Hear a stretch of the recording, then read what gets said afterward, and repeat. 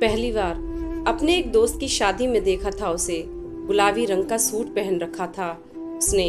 ऐसे लग रही थी जैसे कोई परी जमीन पर उतर आई हो। उसका हंसना मानो हजारों बिजलियां एक साथ गिर रही हों। देखते ही पहली नजर में प्यार हो गया था मुझे। मैंने उसका नाम पूछना चाहा, पर डर की वजह से पूछ ना सका कि वो कहीं कुछ गलत ना समझ ले। पूछने पर पता चला वो मेरे ही दोस्त की बहन की सहेली थी। नाम दीपिका था। जैसा नाम था वैसी ही वो, जिसके भी जीवन में जाएगी उजाला कर देगी। कुछ दिनों बाद वह फिर से दिखाई दी और इस बार उसे मिलते ही मैंने कहा, मैं आपसे दोस्ती करना चाहता हूँ। उसने कहा, मैं आपसे दोस्ती क्यों करूँ? मैं तो आपको जानती भी नहीं। मैं लड़कों से दोस्ती नहीं करती। मैं आपको पहली बार देख रही हूँ। मैंने कहा, हम पहले भी मिल चुके हैं मेरे दोस्त की शादी में, और मैं तभी से जहाँ आपकी कोचिंग क्लास है वहाँ रोज आता हूँ। बल्कि रोज मैं ऑटो से पीछे पीछे तुम्हारे घर आना भी मेरे काम में शामिल हो गया है। राज ने आगे बोलते हुए कहा, वैसे मैं आईआईटी कर रहा हूँ। राज के मुंह से ऐसी बात सुनकर पहले तो दीपिका को बहुत गुस्सा आया, पर फिर उसने सोचा कि लंबे समय से पीछा करने के बावजूद इसने मुझे परेशान तो नहीं किया। दीपिका को उसकी बातें अच्छी लगी। मन में सोचने लगी, यह लड़का औरों जैसा नहीं है, कुछ बात तो है इसमें, कुछ समझदार है। फिर दीपिका ने पूछा, आप यह सब क्यों कर रहे हैं?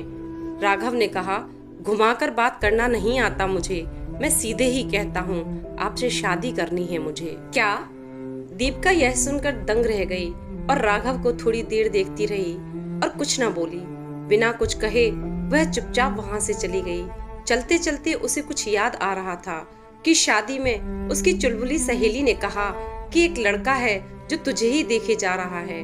कद का अगर लंबा होता तो मेरे लिए ठीक था, पर तेरे लिए एकदम परफेक्ट है। फिर दीपिका सोचती है कि क्या उसकी सहेली ने इसी का जिक्र किया था, और सोचकर मुस्कुरा देती है। दीपिका पढ़ने में अच्छी है, पर उसके घर के हालात कुछ ठीक नहीं। दीपिका ने फैसला किया कि वह राघव के बारे में अपनी माँ को बताएगी। घर पहुंचकर वह माँ पापा को सब बता देती है, और लड़का कास्ट का ना होने के कारण माँ पापा उससे दोस्ती करने को मना कर देते हैं। फिर एक दिन दीपिका जब अपने कॉलेज जाती है तो फिर से राघव खड़ा उसका इंतजार कर रहा था। उसने दीपिका से कहा कि मुझे थोड़ा समय दे दो, मुझे तुमसे कुछ बात करनी है। दीपिका ने यह सब अपनी माँ को बताया और कहा, माँ, राघव ने 2 साल मेरा इंतजार किया है। वह मुझसे प्यार करता है, मुझसे शादी करना चाहता है। क्या कोई लड़का इतना भी अच्छा हो सकता है कि उसने मुझे कभी परेशान नहीं किया, कभी मुझसे बदतमीजी नहीं की, हमेशा मेरी फिक्र करता है। पर फिर भी दीपिका घर वालों के खिलाफ जाकर शादी नहीं करना चाहती। माँ ने कहा, एक बार मिल ले जाके। अगले दिन दीपिका राघव से मिलने गई और जाकर राघव से कहा कि मैं तुमसे शादी नहीं कर सकती। तो राघव ने कहा कि मुझे एक बार अपने पापा से मिलवा दो। मैं तुमसे वादा करता हूँ कि अगर वो इनकार करते हैं तो फिर कभी तुम्हारी गली में कदम नहीं रखूंगा, कभी तुम्हें परेशान नहीं करूंगा, हमेशा के लिए चला जाऊंगा। पापा कभी नहीं मानेंगे, दीपिका ने कहा।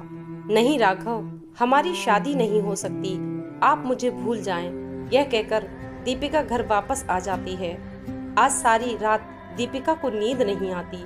शायद उसे भी राघव से प्यार हो गया था।